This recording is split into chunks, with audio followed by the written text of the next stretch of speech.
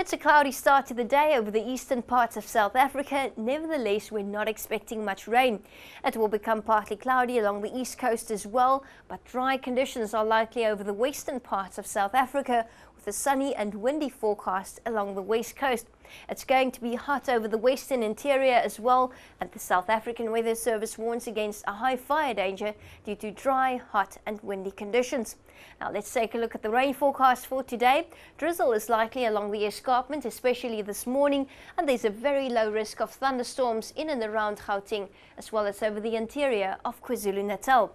Maximum temperatures, the highest over the western parts, 36 degrees in Vredendal, 31 in Uppington, much cooler in the Free State. 21 forecast for Bethlehem, Johannesburg with a high of 20 and 25 degrees likely in Mahikeng and Kimberley, Graafrenet and De Aar reaching highs of 24, Cape Town at 27 and maximums in the low 20s between George and East London.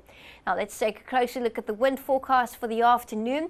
It's going to be a breezy afternoon along the west coast, average wind speeds of 35 kilometers per hour along the Namaqualand coastline.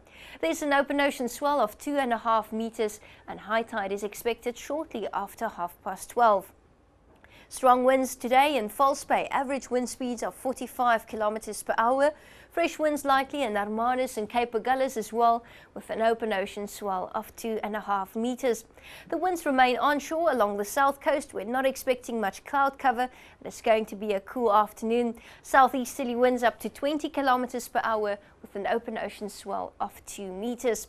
Finally, along the east coast, we're expecting southeasterlies as well, wind speeds of 20 kilometers per hour between East London and Durban, and a moderate southwesterly breeze forecast for Richards Bay with an open ocean swell of 2.5 meters.